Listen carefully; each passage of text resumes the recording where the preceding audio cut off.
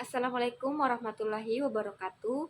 Perkenalkan, nama saya Rahmi, NIM 220141 PG PAUD Kolaka Utara, Universitas Muhammadiyah Kendari. Di sini saya akan menjelaskan isi proposal saya yang berjudul Penerapan Pola Hidup Sehat bagi Anak Usia Dini dan Pembiasaan Sarapan Bergizi di TK Kuncup Mekar Pitulua. Di sini saya mengambil judul tersebut karena melihat kurangnya pemberian makanan bergizi di sekolah tersebut. Anak-anak sering membawa bekal berupa snack-snack, kerupuk-kerupuk yang membuat anak-anak malas untuk mengkonsumsi makanan sehat seperti nasi, ikan, sayur, dan telur. Jadi, alasan saya mengambil judul tersebut untuk meningkatkan pembiasaan sarapan bergizi di TK Kuncup Mekar Pitulua.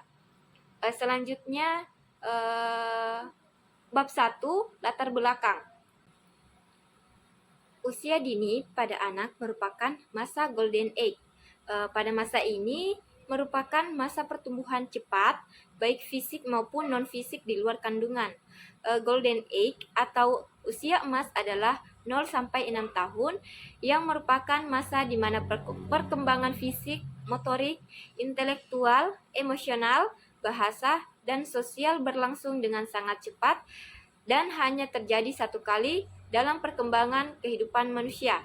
Pada tahun pertama hingga tahun ke-6 merupakan periode terpenting untuk merangsang pertumbuhan otak anak melalui perhatian kesehatan anak, penyediaan gizi yang cukup, dan pelayanan pendidikan.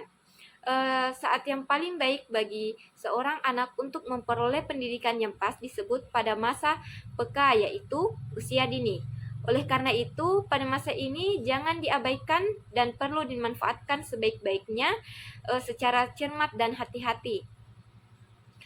Di Indonesia, secara resmi menggunakan pedoman 4 sehat, 5 sempurna. Sampai sekarang, pedoman ini masih dikenal untuk menyediakan pola hidup sehat masyarakat Indonesia dalam menghadapi masalah kekurangan gizi. Dengan perkembangan zaman dan pemerintahan Republik Indonesia mengganti konsep tersebut dengan konsep baru, yaitu konsep gizi seimbang. Sebagian besar masyarakat Indonesia bergeming. Mereka tetap setia dengan konsep lama, yaitu 4 sehat 5 sempurna. Isi piringku menggambarkan tentang seberapa banyak makanan yang harus ada di dalam sebuah piring, serta jenis makanan seperti apa yang sebaiknya kita pilih. Yang pertama itu makanan pokok sebanyak 2/3 dari 1/2 piring, kemudian lauk pauk atau sumber protein sebanyak 1/3 dari 1/2 piring, terus buah-buahan sebanyak 1/3 dari 1/2 piring, kemudian sayur-sayuran seperti sebanyak 2/3 dari 1/2 piring.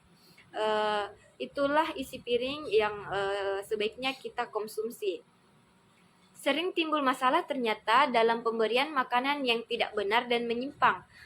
Penyimpangan ini mengakibatkan gangguan pada banyak organ dan sistem tubuh anak. Foodborne disease atau penyakit bawaan makanan merupakan masalah kesehatan masyarakat yang utama di banyak negara. Penyakit ini dianggap bukan termasuk penyakit yang serius, sehingga seringkali kurang diperhatikan. Dalam Lembaga Pendidikan Anak Usia Dini di TK Kuncup Mekar Pitulua, berdasarkan hasil observasi awal, terlihat bahwa peran orang tua atau wali murid di TK Kuncup Mekar dalam pemberian sarapan bergizi karena kurangnya perhatian dan kesibukan orang tua dalam bekerja membuat mereka tidak optimal dalam pemberian sarapan bergizi, dan beberapa orang tua selalu memberikan anaknya bekal ke sekolah yang siap saji, seperti yang saya katakan tadi di awal, pemberian kerupuk snack-snack. Di sini peran orang tua dalam pemberian sarapan bergizi mempunyai kecenderungan tidak mau repot dan dalam menyiapkan makanannya.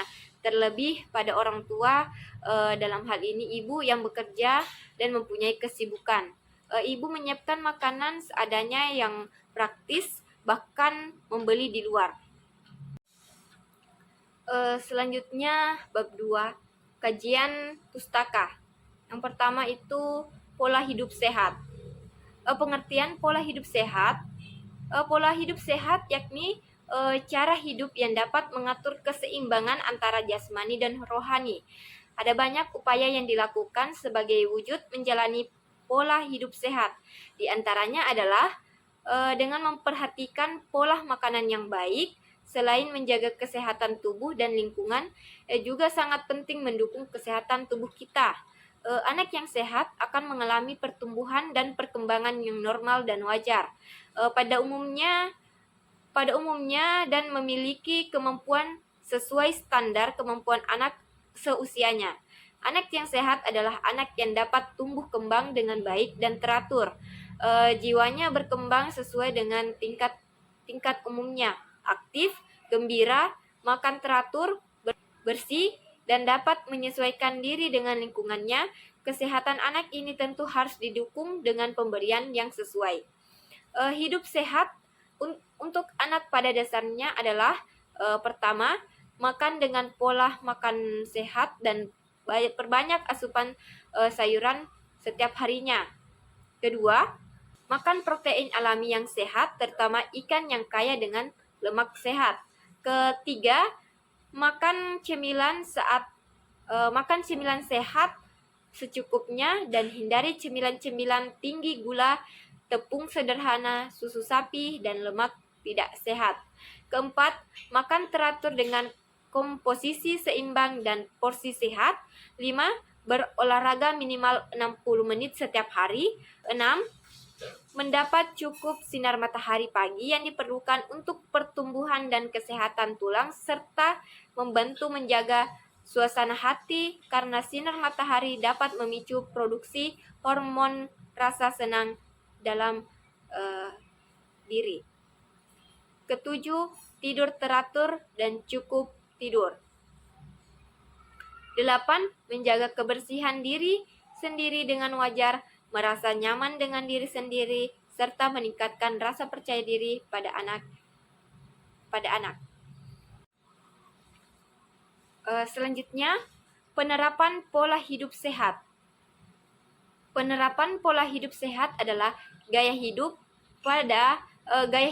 pola makan sehat, pemeriksaan kesehatan secara rutin, pengetahuan tentang kesehatan, pola hidup bersih dan sehat. Indikator pola hidup sehat sebagai berikut. 1. Pola kebersihan lingkungan. 2. Pola makanan dan minuman aman, sehat, dan bergizi. 3. Pola kebersihan diri. Selanjutnya, indikator anak sehat. Anak yang makan makanan bergizi.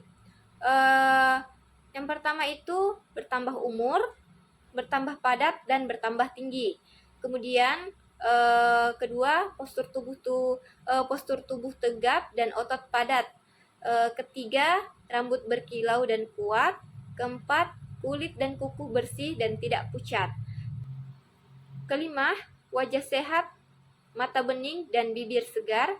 Keenam, gigi bersih dan gusi merah muda. Ketujuh, perhatian dan beraksi aktif. Selanjutnya, pembiasaan sarapan bergizi pada anak usia dini. Pembiasaan sejak dini mengkonsumsi makanan yang sehat dan makanan yang aman perlu ditanamkan untuk konsep gizi pada anak. Setiap anak tumbuh dengan kecepatan yang berbeda-beda. Bagi anak yang pertumbuhannya pelan, makanan yang dikonsumsi cenderung sedikit. Ada juga anak yang tumbuh dengan cepat, tetapi kemudian menjadi lambat karena makanan yang dikonsumsi juga sedikit. Sehingga perlu diberikan pemahaman kepada anak tentang konsep gizi sehingga anak-anak akan mengkonsumsi makanan yang seimbang, tidak terlalu banyak dan tidak terlalu sedikit porsinya. Selain itu, makanan yang dikonsumsi harus mengandung zat-zat gizi yang dibutuhkan oleh tubuh sehingga tidak hanya mengenyangkan saja. Perlunya pemberian pemahaman dalam penerapan tentang bagaimana zat-zat gizi yang sangat diperlukan untuk pertumbuhan dan perkembangan anak.